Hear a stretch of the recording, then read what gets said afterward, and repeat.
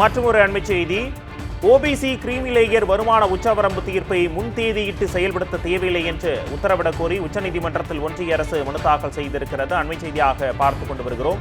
OBC creamy layer வருமான உச்சவரம்பு தீர்ப்பை முன்தேதியிட்டு செயல்படுத்த தேவையில்லை என்று உத்தரவிடக் கோரி நீதிமன்றத்தில் ஒன்றிய அரசு மனு தாக்கல் செய்திருக்கிறது. அண்மை செய்தியாக பார்த்துக் கொண்டு வருகிறோம். ஒன்றிய அரசின் புதிய மனுவால் குடிமைப்பணி தேர்வில் வெற்றி பெற்று காத்திருக்கும் 100க்கும் மேற்பட்ட ஓபிசி மாணவர்களின் நிலை மீண்டும் கேள்விக்குறியாக இருக்கிறது. பெற்றோரின் சம்பளத்தை வைத்து மட்டும் ஓபிசி கிரீமி லேயரை முடிவு செய்ய முடியாது என கடந்த மார்ச் 12 உச்சநீதிமன்றம் தீர்ப்பு வழங்கியது. சமூக நிலைப்பாடு, பணியின் தன்மை உள்ளிட்ட இதர அம்சங்களையும் கருத்தில் கொண்டுதான் ஓபிசி கிரீமி லேயரை முடிவு செய்ய வேண்டும் என்றும் தீர்ப்பளித்திருந்தது. இது அண்மை செய்தியாக தற்போது பார்த்துக் கொண்டு வருகிறோம். இது பற்றிய விரிவான தகவல்களை தருவதற்காக நமது டெல்லி சிறப்பு செய்தியாளர் பால்முருகன் நம்முடைய இணைந்திருக்கிறார். வணக்கம் பால்முருகன், கூடுதல் விவரங்களை பதிவு பண்ணுங்க.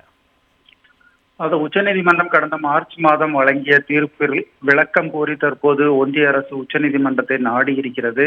அதாவது கிரீமி லேயர் எனப்படும் வருவாய் உச்சவரம்பு என்பதை மாணவர்களுடைய பெற்றோரின் மாத ஊதியத்தை மட்டுமே கருத்தில் கொண்டு முடிவு செய்யக்கூடாது. அவர்களுடைய சமூக நிலைப்பாடு, பணியின் தன்மை உள்ளிட்ட மற்ற அம்சங்களையும் கருத்தில் கொண்டுதான் முடிவு செய்ய வேண்டும் என்கிற மிக முக்கியமான தீர்ப்பை உச்சநீதிமன்றம் வழங்கியிருந்தது.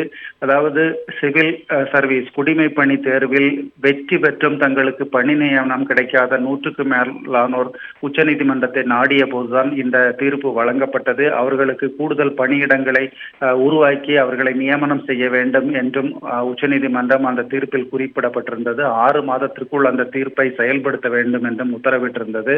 அதன்படி அடுத்த மாதம் முதல் இந்த தீர்ப்பு அமலுக்கு வர வேண்டி இருக்கிறது. இதனிடையேதான் உச்சநீதிமன்றத்தில் ஒன்றிய அரசு மீண்டும் ஒரு புதிய மனுவை தாக்கல் செய்திருக்கிறது. இந்த தீர்ப்பில் சில புதிய திருத்தங்களை, விளக்கங்களை வழங்க வேண்டும். அதாவது முன்தேதியிட்டு இந்த தீர்ப்பை செயல்படுத்த தேவையில்லை என்ற ஒரு உத்தரவை பிறப்பிக்க வேண்டும் என்று தற்போது ஒன்றிய அரசு கூறியிருக்கிறது. அதன்படி பார்க்கும்போது ஏற்கனவே முடிவு செய்யப்பட்ட பிரச்சனைகளில் ஏற்கனவே பணி நியமனங்கள் கிடைக்காத மாணவர்களுக்கு இந்த தீர்ப்பு சாதகமாக அமையுமா என்ற கேள்வி தற்போது எழுப்பி இருக்கிறது.